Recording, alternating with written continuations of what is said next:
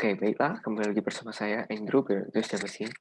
Kali ini saya akan membahas topik tentang pro kontra pengembangan dan pembangunan teknologi nuklir dari segi politik dan geografis. Sebelumnya, ini adalah tugas individu saya sebagai tugas akhir dari mata kuliah Pancasila dan Kewarganegaraan, jurusan Ilmu Komputer, Fakultas Ilmu Komputer dan Teknologi Informasi USU.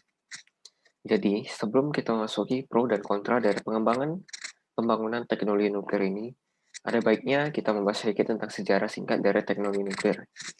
Penemuan teknologi nuklir pertama kali ditemukan oleh Henry Becquerel tahun 1896. Ia meneliti fenomena fosforesensi pada garam uranium, di mana ia menemukan kejadian radioaktiviti atau peluruhan radioaktif. Ia lalu melakukan pengujian dengan mengisolasi material tersebut dan diketahui ternyata material itu menghasilkan gelombang alfa, beta, gamma. Gelombang alfa atau alpha rays itu mampu dihentikan selembar kertas. Gelombang beta atau beta rays bisa menembus tubuh manusia dan dihentikan oleh lempeng aluminium atau kayu. Sedangkan gelombang gamma atau gamma rays menembus tubuh manusia juga, tapi dapat dihentikan oleh lempengan tebal, logam timah, timbal, besi. Nah, untuk penggunaannya sendiri itu juga berbeda-beda. Misalnya pada gelombang alfa digunakan di detektor alat pacu jantung sama satelit. Gelombang beta biasanya digunakan dalam bidang kesehatan seperti kanker, radiologi biasa juga digunakan untuk mendeteksi kebocoran pipa dalam dunia industri. Gelombang gamma itu biasanya digunakan dalam sterilisasi alat-alat kesehatan, membunuh sel kanker, dan juga biasanya digunakan pada teleskop untuk mengambil gambar luar angkasa. Nah, di Indonesia sendiri, pengembangan dan pengaplikasian teknologi nuklir diawali dari pembentukan panitia negara untuk penyelidikan radioaktivitas itu pada tahun 1954. Mereka memiliki tugas untuk menyelidiki kemungkinan adanya jatuhan radioaktif dari uji coba senjata nuklir di Laut Pasifik. Kemudian pada tanggal 5 Desember 1958, dibentuklah Dewan Tenaga Atom dan Lembaga Tenaga Atom atau LTA yang kemudian disempurnakan menjadi Badan Tenaga Atom Nasional atau BATAN berdasarkan Undang-Undang Nomor 31 Tahun 1964 tentang ketentuan pokok tenaga atom. Reaktor atom pertama, Triga Mark II 250 kW, itu diresmikan pada tahun 1965 di Bandung, yang kemudian dibangun lagi Pusat Penelitian Tenaga Atom Gamma 1967 dan reaktor serbaguna 30 MW 1987. Kemudian pada tahun 1997 ditetapkan Undang-Undang Nomor 10 tentang Ketenaga Nukliran yang memisahkan Batan sebagai pelaksana kegiatan pemanfaatan tenaga nuklir. Sedangkan Bapeten atau Badan Pengawas Tenaga Nuklir itu ya sudah jelas ya sebagai unsur pengawas tenaga nuklir. Selain lembaga itu ternyata ada juga Majelis Pertimbangan Tenaga Nuklir yang bertugas untuk memberikan saran dan pertimbangan mengenai pemanfaatan tenaga nuklir. Dan ada BUMN PT Industri Nuklir Indonesia atau INUKI yang bertugas untuk pemanfaatan tenaga nuklir secara komersial. Nah, setelah membahas sejarah singkat mengenai pengembangan teknologi nuklir tadi, kita langsung saja masuk ke bagian inti kita pada topik ini, yaitu mengapa pengembangan dan pemanfaatan teknologi nuklir ini dari segi politik dan geografis masih menuai pro dan kontra baik dalam masyarakat maupun kelembagaan pemerintahan. Nah, melansir dari republika.co.id, pembangunan PLTN seringkali dibumbi oleh masalah politik.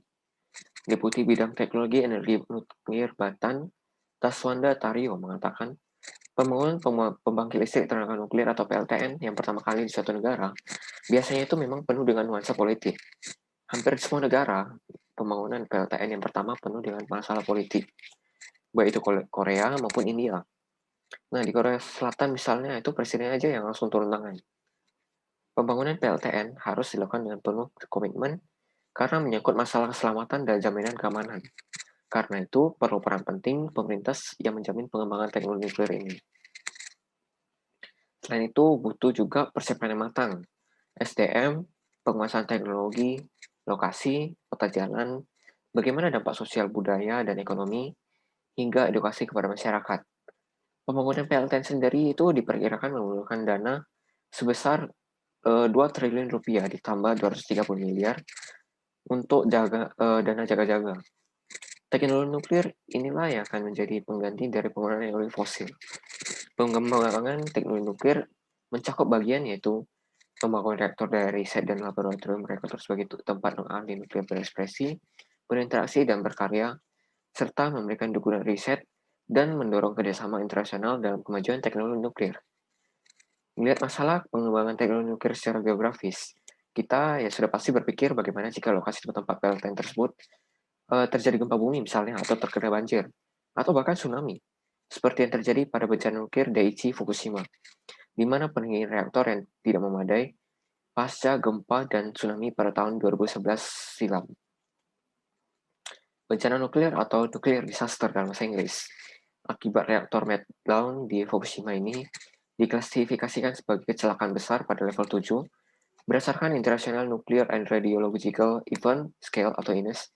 Jika kita melihat kondisi geografis bangsa Indonesia, di mana masih sangat sering terjadi gempa bumi, banjir yang bisa menyebabkan pemadaman listrik. Nah, jika terjadi pada PLTN, maka sistem pendingin reaktor nuklir ini bisa padam juga kan, yang berakhir pada reaktor meltdown. Kemudian jika kita kilas balik bencana nuklir Chernobyl disaster yang terjadi pada 26 April 1986 sekitar kota Pripyat, Ukraina, dahulu Uni Soviet. Bencana nuklir tersebut disebabkan oleh karena adanya lonjakan energi secara tiba-tiba dan tidak terduga pada saat pengujian sistem reaktor nuklir nomor 4. Ketika mau mencoba mematikan darurat, ternyata terjadi lonjakan daya yang sangat tinggi.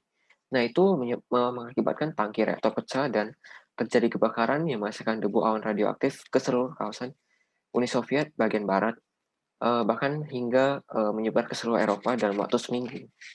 Dari kejadian ini, sebanyak kira-kira 350.000 orang yang harus dievakuasi dari lokasi kota Pripyat akibat dari Chernobyl disaster tersebut dan mempengaruhi perekonomian Uni Soviet. Nah, saat ini sisa-sisa gedung reaktor nomor 4 yang meledak ditutupi kubah besar pada September 2010 dan selesai pada Desember 2018 guna menutupi dan menjebak atau mengurung partikel radioaktif di reaktor tersebut selama 100 tahun berikutnya. Nah, ini aja menelan biaya sebesar 2,15 miliar euro atau sekitar dalam rupiah itu sebesar 26 triliun rupiah. Kalau kita bahas tentang bencana ini, ya sudah jelas ya tidak akan ada habisnya, karena sejarahnya sendiri sangat panjang dan masih berjalan sampai sekarang akibat dari peluruhan material radioaktif yang biasanya itu berlangsung bahkan hingga jutaan tahun. Kembali lagi ke topik, menurut IAEA atau International Atomic Energy Agency, kriteria negara yang mampu melaksanakan pengembangan dan pemanfaatan teknologi nuklir adalah mereka yang memiliki jaringan listrik yang matang, pemerintah yang stabil dan efektif, serta pertumbuhan ekonomi yang besar, sehingga bisa menanggulangi biaya pembangunan nuklir.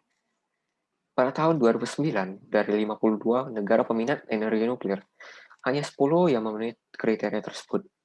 Sedangkan 10 negara lainnya memang memiliki motivasi dan sumber daya yang besar, tetapi justru tidak stabil dari segi politik, membuat energi nuklir sulit diterapkan di negara tersebut. Jepang misalnya, masuk dalam daftar negara yang menahan diri atau mundur dari teknologi nuklir pasca bencana Fukushima dan tidak akan membangun reaktor baru. Jerman berencana mematikan pembangkit teknologi nuklir dalam tahun mendatang, sedangkan Swiss tidak akan memperbarui reaktor, dan Italia menentang program nuklir. Selain daripada itu, pengelolaan limbah radioaktif juga masih menjadi pertimbangan cukup serius, karena setelah material radioaktif tersebut tidak dapat digunakan atau dimanfaatkan lagi, ya meskipun penggunaannya itu dapat dilakukan dalam jangka waktu yang sangat lama ya, dalam jangka waktu yang lama, tapi pengelolaan limbah radioaktif akan menimbulkan masa baru. Ya, sudah tidak dapat digunakan lagi, tetapi masih memancarkan gelombang radioaktif hingga ribuan tahun yang bisa membahayakan umat manusia dan lingkungan jika limbah tersebut tidak dikelola dengan baik.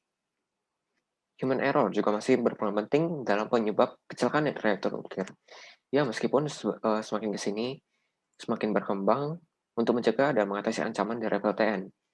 Ada juga regulatory failures di mana pengelola mengabaikan tindakan dan syarat keamanan keselamatan dasar, misalnya seperti yang terjadi di Fukushima. Ya, sebenarnya ada banyak pemanfaatan dari teknologi nuklir ini selain di bidang energi seperti PLTN. Misalnya aja untuk melakukan mutasi genetik pada varietas unggul padi, kacang tanah, pakan ternak sapi, kemudian ada juga iradiator gamma merah putih batan. Itu untuk pengawetan produk pertanian dan perkebunan. Selain itu, yang kita ketahui di bidang kesehatan, itu sudah banyak sekali pemanfaatannya, misalnya seperti deteksi dan pengobatan kanker, radiologi CT scan atau compute tomography scan, PET scan atau positron emission tomography scan, riset pengembangan status gizi anak, analisis mikronutrisi pada daerah malnutrisi, dan masih banyak lagi. Ya, pemanfaatan teknologi nuklir harus dilakukan dengan serius dan hati-hati, agar tidak menimbulkan kerugian pada manusia ataupun lingkungan itu sendiri. Ya, semua itu butuh riset dan pengembangan yang baik, sehingga bisa dimanfaatkan secara positif dalam berbagai kebutuhan manusia. Dan juga tidak lupa pencegahan dan penanggulangannya apabila terjadi hal-hal yang tidak diinginkan dari pengembangan dan pemanfaatan teknologi nuklir itu. Nah, baiklah, mungkin itu saja dari hasil penjelasan dan presentasi saya dari topik pro kontra pengembangan dan penggunaan teknologi nuklir dari segi politik dan geografis. Nah, maaf jika ada salah kata dari saya. Sekian dan terima kasih.